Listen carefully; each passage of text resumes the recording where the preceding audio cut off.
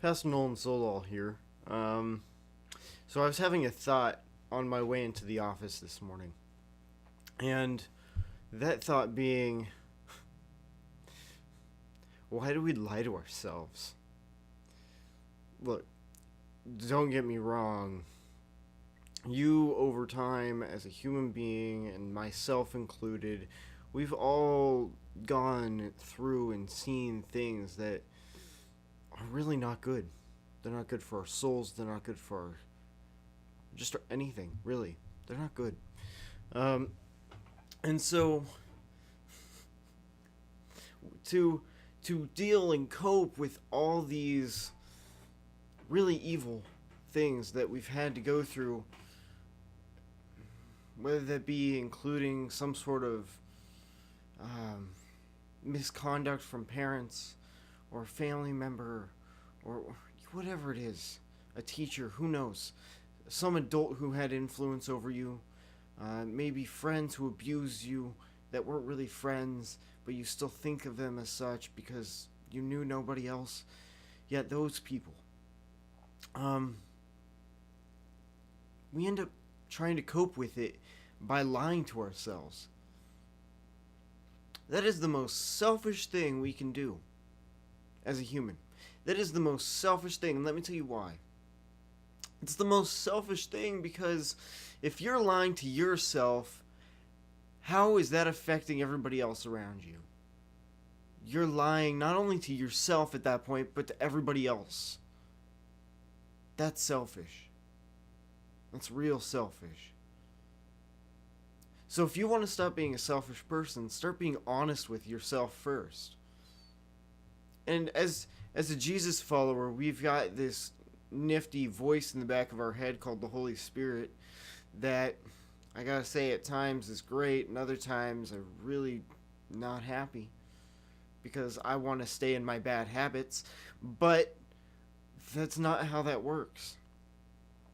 And if you're not a Jesus follower, then you at least can look at some sort of moral conduct code and ethics and say, according to a philosophical point of view, yeah, there have been injustices done to me as a human being, and I've been lying to myself about it.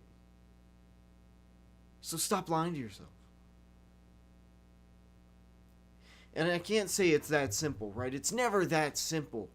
But there are these moments in our lives when we start really thinking, even on a subconscious level, oh, I don't want to go there, I don't want to do that, I don't like this, I don't like that.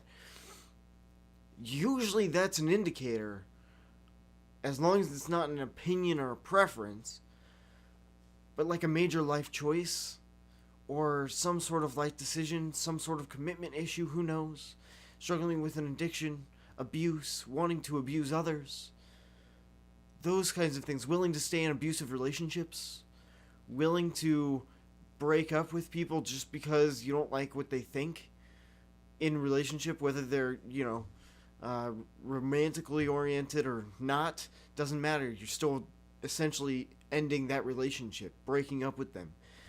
It's exactly why it's called breaking up. You're breaking something. And it's that thing right there that that tells us as a human we're hiding something. We're lying to ourselves. So why do you lie to yourself?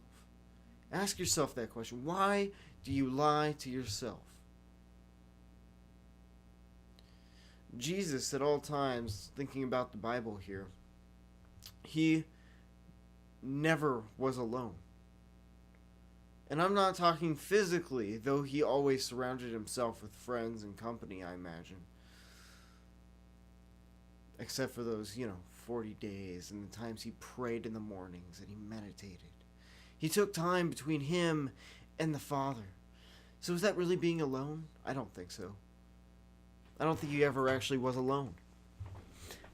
And I'm going to point this out. Neither are you, really. If you believe in a higher being than you that's all-knowing, all-powerful, all-watching, omnipresent, always there, right? If you actually believe in a being like that, then you would live like it thinking, oh, yeah, I'm never alone. So why do you act like you're alone at times? Why do you try to hide things from yourself? That's the real question. Because there's a being that if you serve a God, specifically Yahweh, Jesus, that being will never let you go. Nor will he ever say you're alone. So why do you act like you're alone when you're not? He won't let you continue to lie to yourself forever. But he will start convicting you, and he will bring people into your life that will start convicting you. It's never that simple.